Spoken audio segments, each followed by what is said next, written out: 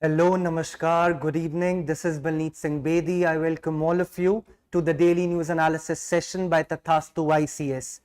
Good evening, Priyanka, Mansa. Good evening, Charita. Good evening, everyone. Let's start today's session. Before we begin today's session, I have an announcement for all the 4 batches which are going on at Tathastu ICS. We have GS Foundation morning batch, GS Foundation evening batch. Both are starting from 19th of April 2025. And then we have 2 optional. One is philosophy, then second one is PSIR, which have started from 7th of April. Philosophy optional by Dr. Tanu Jain ma'am as well as her team, and PSIR optional by Dr. Manoj Sharma sir. Good evening, Abhinandan, Anand. Good evening, everyone. Let's start today's session. Under Mains Manthan, we have 2 important editorials. The first editorial is dispelling concerns and the second shaping a future ready workforce. So the first editorial dispelling concerns, this editorial talks about the recent visit of Honorable PM Narendra Modi to Sri Lanka, and he met the Sri Lankan President Anura Kumara Dissanayake. It's talking about revitalizing India and Sri Lanka relations, dispelling the past aggressions, the past apprehensions which we had, and how we can cooperate in energy sector, security sector, defense sector, strengthen our diplomacy, international cooperation, contribution, everything we will be discussing under this editorial. Then we have the second, shaping a future ready workforce. Basically, this editorial is based on a recent report by World Economic Forum, that is Future for Jobs report. This report, good evening, Charita, Tanu, Buddham, Tanu, everyone, good evening. Mutawant, let's focus here. So this is based on a recent report, that is Future for Jobs report by World Economic Forum. Basically, this editorial is saying the changes which we need in the education sector of India so that our workforce, India's workforce, be future ready and align with the requirements, the need, the desires of the global economy. We will be discussing what all this report is suggesting, what sort of data it has mentioned. Then under here we have a beautiful image of Valley of Flowers on the front page of Delhi edition The Hindu, that is about the tulip garden which is the largest in Asia, and there were mountains mentioned, that is Zabarwan mountains. So we will be seeing which national park is located in the mountains, and these mountains are located under between which ranges.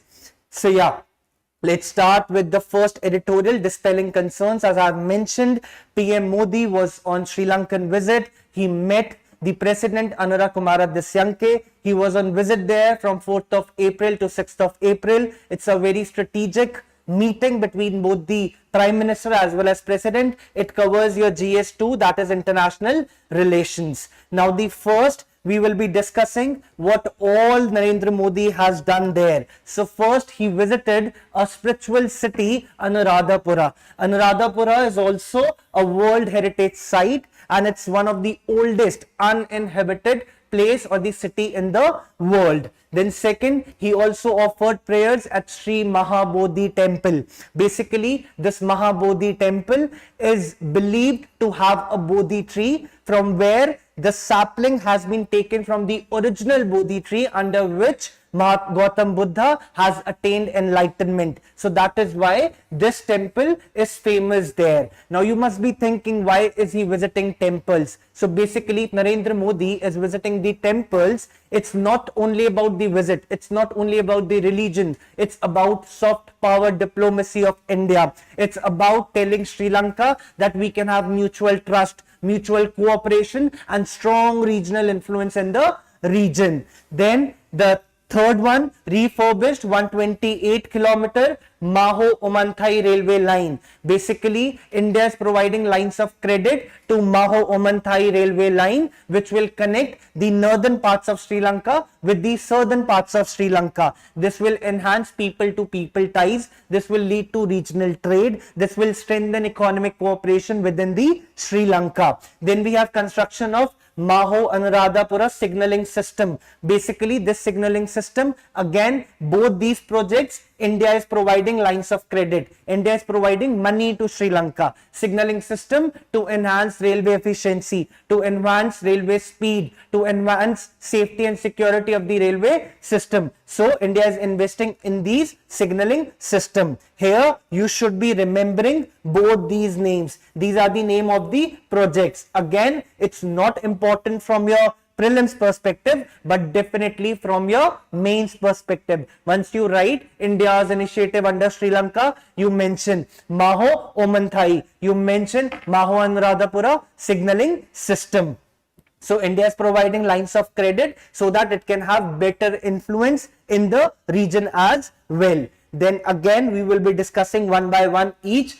The President of Sri Lanka or Sri Lanka has honored our PM with Mitra Vibhushana Award. This is the highest award for any foreign dignitary. So clap for the diplomatic powers, diplomatic interventions by our country that our PM has got the highest diplomatic honor. Then we have defense and strategic cooperation. We have signed a defense pact with Sri Lanka to have strategic and maritime cooperation. As you all know, it's located in the Indian Ocean. So we need to have good maritime cooperation with Sri Lanka so that we have safe and secure sea lanes of communication. We can have joint military exercises. We can have intelligence sharing under these defense pact so that Sri Lanka, you are safe, we are safe. Both countries are interdependent. Both countries are codependent. This is very, very important. Assurance on security. The Sri Lankan president. So basically, I'll give you a gist, then I will explain this point. So the present Sri Lankan president, that is Anura Kumara Dissanke, he belongs to JVP NPP party. JVP is Janata Vimukti Peronama, National People's Power. Basically, this party earlier had a anti-India rhetoric. That means they were pro-China, anti-India. But now they have become pro-India, especially after the economic crisis which Sri Lanka has faced. And China led to debt trap diplomacy in Sri Lanka.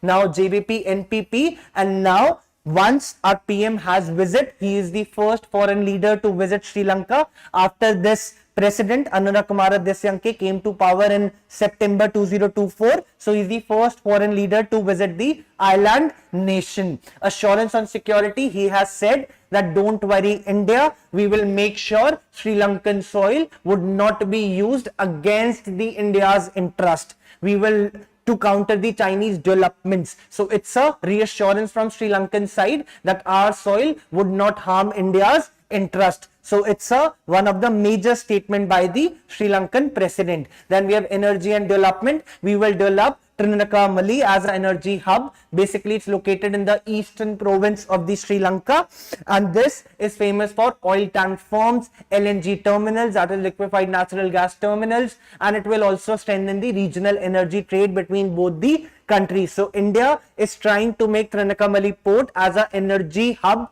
port. Then we have Sampur solar power project. Sampur solar power project, basically renewable energy project, which will lead to job creation, which will lead to economic cooperation, more security ties. Our company would go there, their company would come to India, and we will have strengthened the ties, that is people to people ties. Then economic support, we have provided them around $4 billion.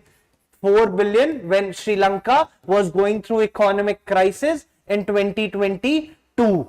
And if you look at IMF has just provided $3 billion. That means we have provided more than the International Monetary Fund, the amount which is provided by International Monetary Fund to Sri Lanka. So India is a trusted partner. India is a developing partner. India is following which policy? India is following neighborhood first policy, that we are always there for the Sri Lanka. Yes, Ekta fishermen issue is there. We will be discussing under the challenges. This issue is persisting because of many of the reasons. Both the Prime Minister as well as President has talked about it, but these developments take time to get implemented. But again, it's there on the agenda of the Indian diplomats as well as the Sri Lankan officials. Then we have debt restructuring. Debt restructuring plan. India is helping Sri Lanka for the Sri Lanka's IMF bailout program, as well as we have also proposed a currency swap agreement. Now, what is currency swap agreement? Here, we are allowing Sri Lanka to use rupees in your transactions, in your balance of trade, so that you reduce the dollar dependency and you use rupees while importing or exporting. So that is currency swap agreement. Then we have tech and digital cooperation. We are providing 300 crore for Sri Lanka digital identity project. Now it's a success model for India, right? What success model for India? We have a very famous success story. Anyone? Very famous success story. We all have it in our wallets. We have Aadhaar success story, right? We have Aadhaar success story. Then it also lead to export of digital public infrastructure. So India is also helping Sri Lanka. That Sri Lanka, Aadhaar is a success in India, and a country the most populous in the world, 140 crore, we will help you. So we are exporting digital public infrastructure exports to Sri Lanka. Then comes the next, all these points. If not all of them, you should be knowing few of them. You should be knowing Sri Lanka Digital Identity Project. You should be knowing Sampur Solar Power Project. You should be knowing the Trinakamali as an energy hub. These things you should be knowing. Then significance, focus on regional development. We all know that Sri Lanka is our closest neighbor, right? We need cooperation. We need to have cooperation in all the sectors, be it education, be it healthcare, be it defense, be it security, be it diplomacy, be it ethnic reconciliation. All of that we need so that the entire region would develop, entire SAARC would develop, right? Then it's geographically, strategically located. We all know it's the way for the naval communications as well as the international communications, international shipping lanes as well. So it's geographically important. Then strategic importance in the Indian Ocean. It's providing security to the entire Indo-Pacific region as well. So more China having influence here, that would have a detrimental effect on the India's interest with Sri Lanka. Then I have written military exercises. So 2 military exercises, that is why we both will perform, so that we can have a stronger influence in the region and we can stabilize the relations between both the countries as well. So the 2 important military exercises, one is SLENEX, and then we have Mitra Shakti. So Mitra Shakti is a army exercise and SLENEX is a naval exercise, right? SLENEX, easy to remember, SL for Sri Lanka, IN for India, and EX for exercise. Mitra Shakti is a joint military exercise between India and Sri Lanka. Then ease of doing business and tourism. Now once Sri Lanka adopts unified payment interface, UPI system, if Sri Lanka would adopt this, it would promote economic integration. How economic integration? By smooth way of transactions. How smooth way of transactions? What would it lead to? It would lead to enhanced trade, enhanced investment, enhanced economic cooperation. So there would be ease of doing business. And tourism, we all know we have a history, right? They are also 90% of the Sri Lankan population are Buddhist. Buddha is India has a very strong historical ties with Buddhism, so both countries can have soft power,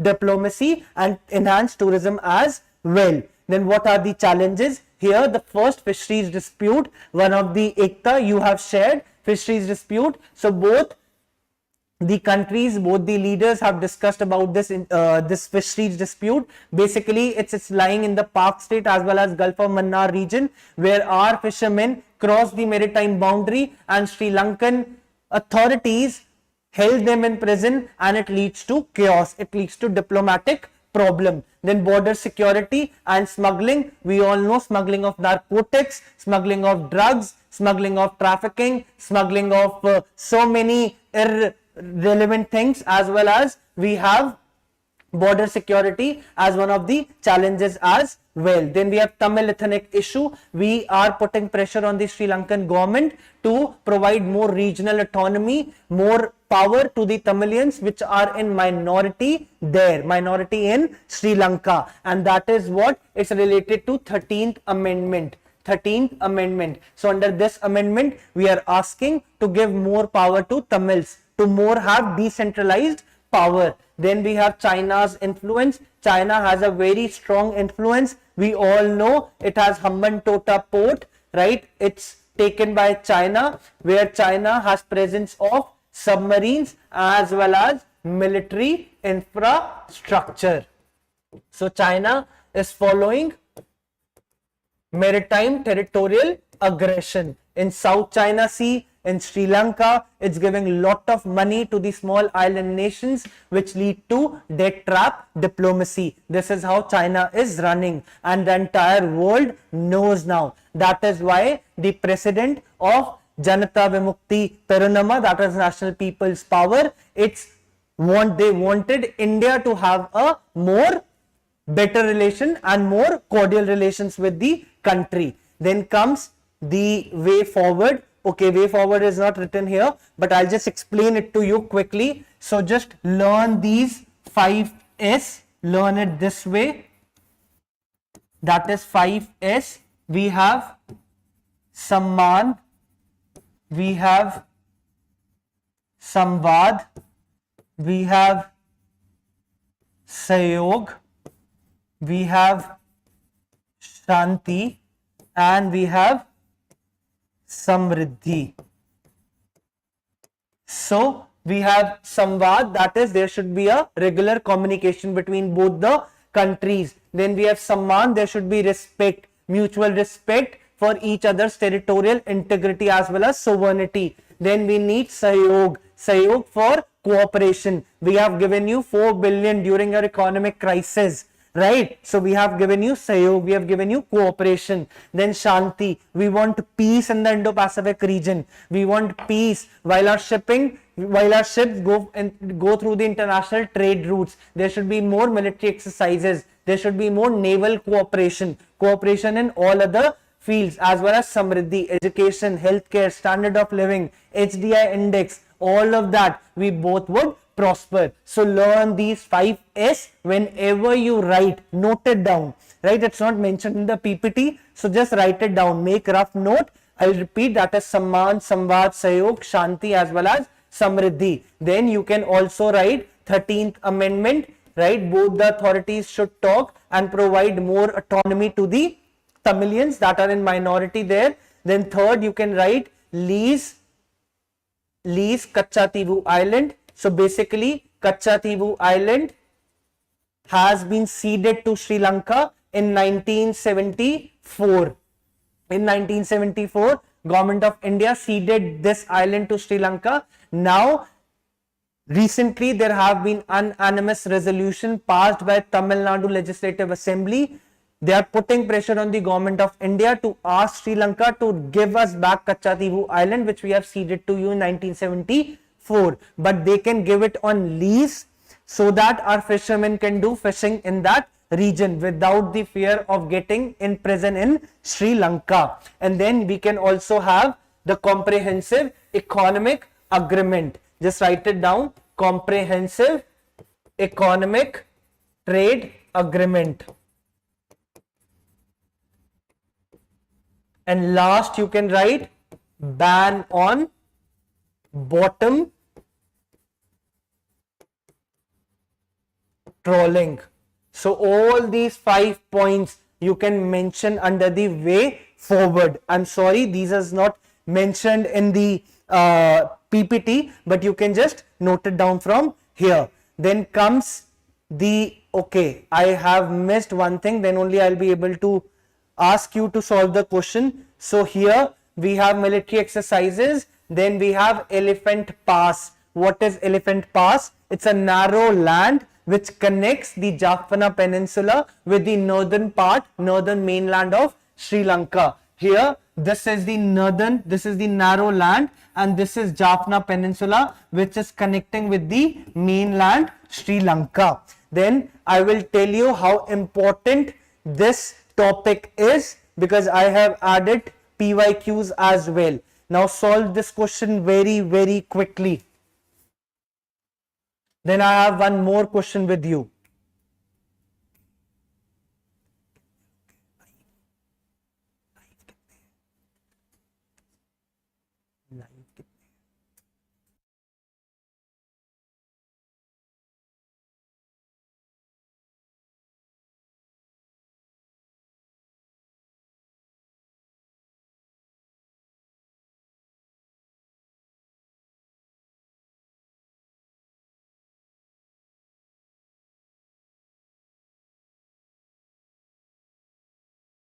Ruchi, Krishna, Dheeraj, Pragati, all of you have given the correct answer, though this has been asked in 2009, but it was in a PYQ, elephant pass, that is Sri Lanka, right? And then I have one more, a very recent PYQ which has been asked last year. Now quickly solve this question as well.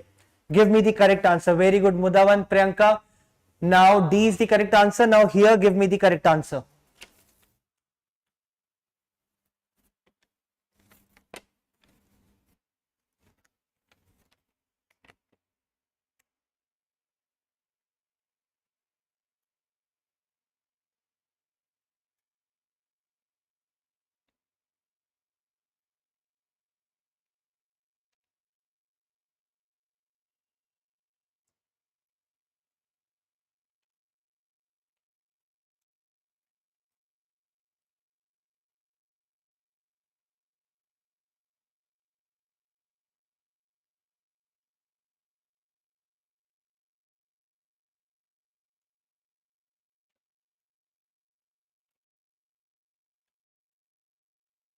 Very good, everyone. Ekta, Gagan, Hina, Priyanka, Abhinandan, Pragati, all of you have given the correct answer. Now I'll just tell you the quick way to solve this question. It's a very basic question. Like, you know one information, you just knew Mitra Shakti between India and Sri Lanka.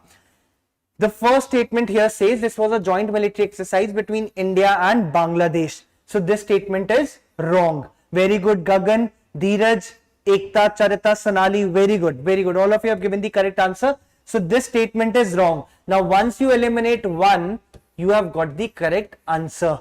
Even if you do not know where this was commenced, ये exercise हुई कहाँ पे थी? That is in 2023, the Mitra Shakti 2023 exercise, where it happened. Even if you don't know, still you can reach the correct answer just by one information, that which countries are having this exercise. So it commenced in on then Pune. Even if we don't know, this is correct.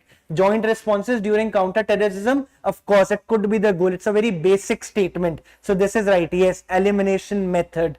Very good. Then Indian Air Force was part of this exercise, which is 100% correct. So we have reached the correct answer, that is 2, 3 and 4. So these type of questions should not go wrong. If they are asking you a hard question and that you are doing wrong in exams, that is justified, because आप नहीं, बहुत लोग गलत कर रहे हैं. But these are the simplest of the simple questions. If you are doing these questions wrong, then trust me, it's hard to clear prelims, right? Then prelims is not an easy job.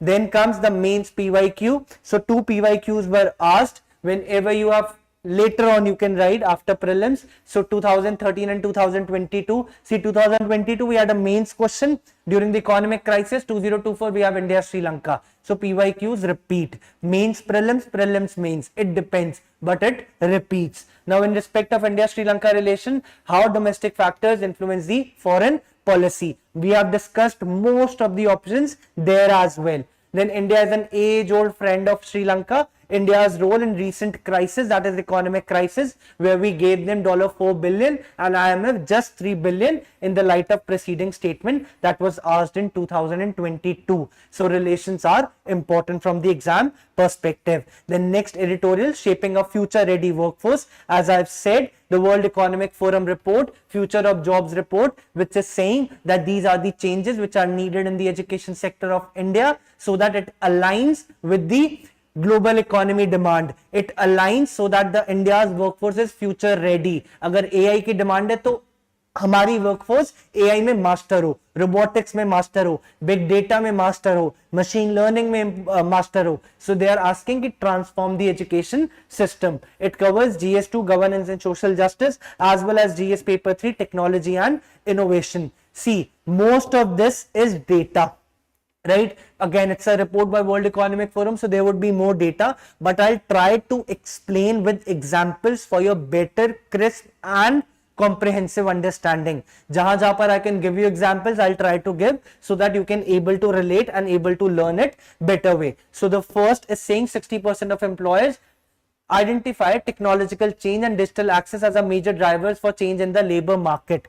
Now here recently Tata Motors have applied AI, have applied robotics in their assembly lines. Once they are applying these technology in their manufacturing plant, it would reduce the low skilled labor job and it would lead to rise in what type of jobs? Robotic technicians, AI specialists, data analysts. So that is how employers are saying that digital access and technological change are major drivers of change in the labor market. Exactly. Key trends include, yes, India should be uploaded in all terms. Absolutely. Now it would lead to more job creation. That is 170 million new jobs by 2030, but also job displacement. That is 92 million jobs will become obsolete. Low skilled jobs will become obsolete. Then green transition, it's saying it's seen as both as an opportunity as well as challenge. Now green transition, we all know solar power projects, solar renewable energy projects in Rajasthan, in Gujarat. It will create massive employment in logistics, in maintenance, in infrastructure, in all those fields. But at the same time, the coal-based power plants in Jharkhand, in Chhattisgarh, they will see job displacement. So green transition both as an opportunity as well as a challenge. Then comes skill development and workforce training. 59% of workers require upskilling in analytical thinking, resilience and technological literacy.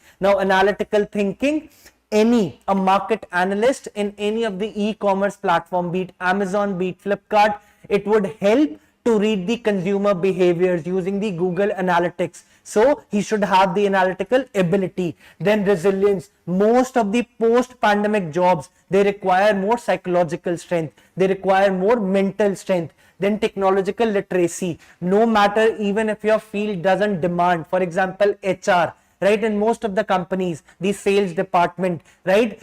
Even if these are non-tech jobs, but they should be knowing about the CRMs. They should be knowing about the AI chatbots so that their work becomes much easier. Then emerging roles in big data and AI expected to see significant growth as well as skilled in technical and cognitive skills. Big data, if Niti Aayog would involve big data in its own platform, it will help to give the real-time data analysis of the government schemes to the Niti Aayog. As well as AI, we all know AI for all is an initiative by Niti Aayog. So we are already implementing a lot on the artificial intelligence so that India doesn't stay behind and India is in par with the global north, with the developed nations. Then soft skills, that is emotional intelligence, adaptability, leadership are increasingly valued by the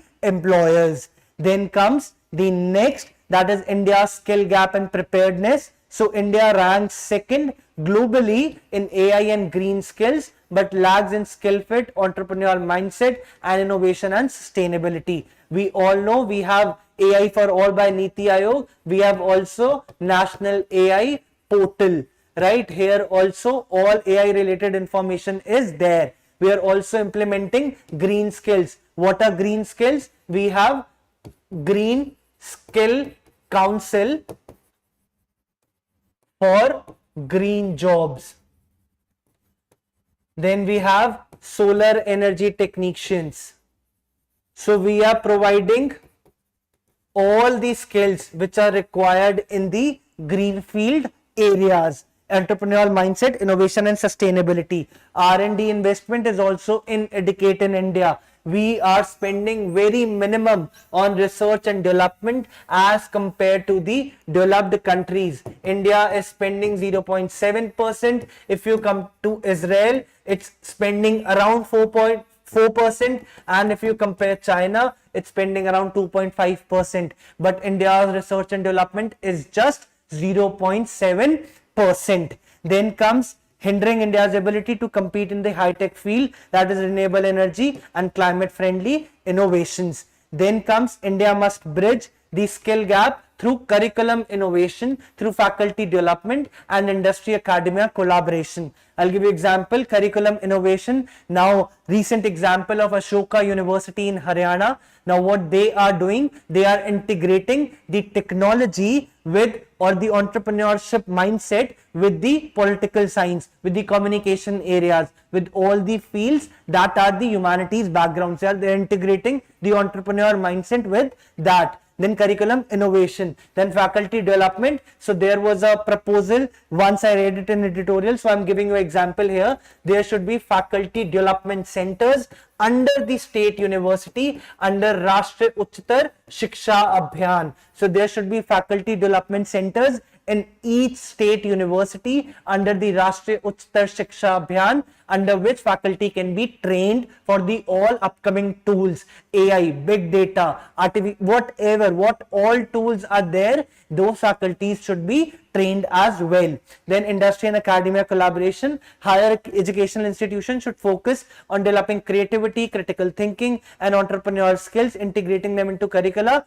with experiential learning approaches. See, India needs leaders. Leaders in what? India needs young youth to be well versed with the updated technology so that they can work for solar energy, they can work for waste problem, they can work for sustainable agriculture, they can work for climate change. All these fields, India need people for all these problems so that they can be vanished from India. Then green curriculum, there should be more courses on sustainable energy, there should be more courses on green tech, there should be more courses on sustainable agriculture as well as all related to green curriculum courses. Then green technology to prepare students for future challenges. Then comes government role in reform. There we have the government must lead systematic reforms by increasing investment in R&D, as I've said is just 0.7%, and skill development, focus more on digital infrastructure so that the bridge the rural urban divide and ensure inclusive growth. So here they are referring to Bharat Net. These are the schemes. See, with reports we are revising schemes as well. AI for all, National AI Portal, then this Bharat Net to provide high speed broadband access to the rural areas so that they can have better internet connectivity as well. Then comes the way forward.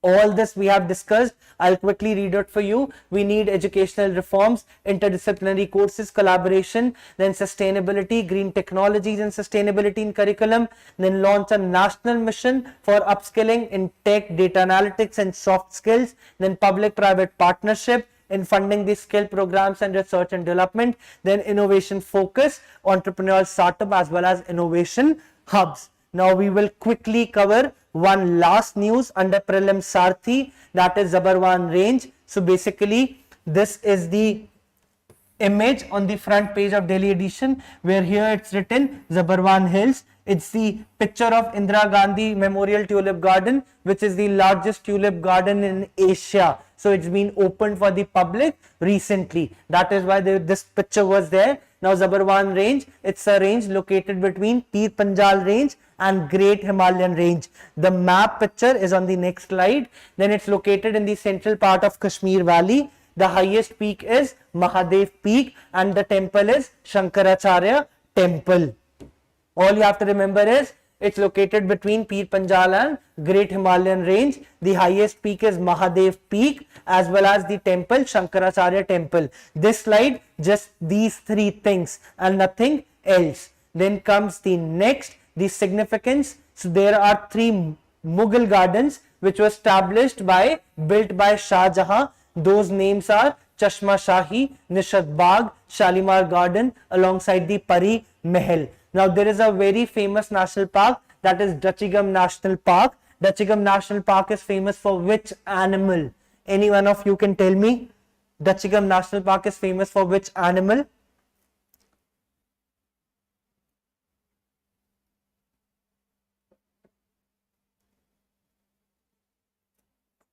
It's famous for Kashmir stag, which is also known as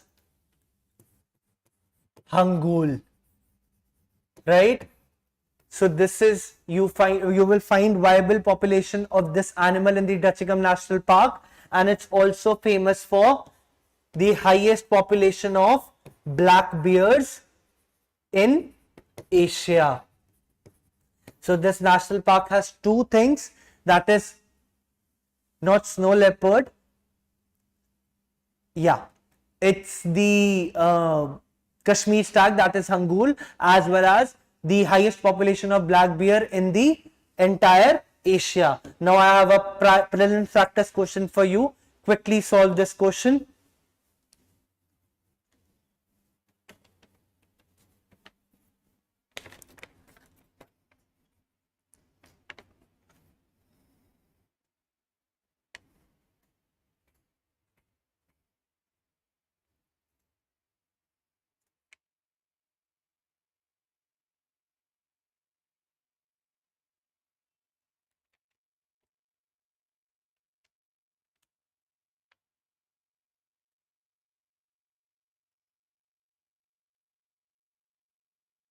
Gagan, Pragati, Abhinandan, Dheeraj, Priyanka, Mansa, Charita, Ruchi. Very good. All of you have given the correct answer. The correct answer is it's Peer Panjal as well as the Great Himalayan Range. With this, we have concluded the daily news analysis session of today. I apologize due to some technical issues. It was unable to conduct it in the morning. Very good. Roshni, Pragati, Gagan, Mudavant, everyone, Sakina, everyone has given the correct answer. Tomorrow, I'll be taking your DNA session at sharp 10 a.m. So be present at 10 a.m. We will quickly cover all the important news from the prelims as well as the mains perspective. Now you have half of the day with you before you go to bed. Remember, revise all of what we have studied today. All the very best to all of you. Jai Hind.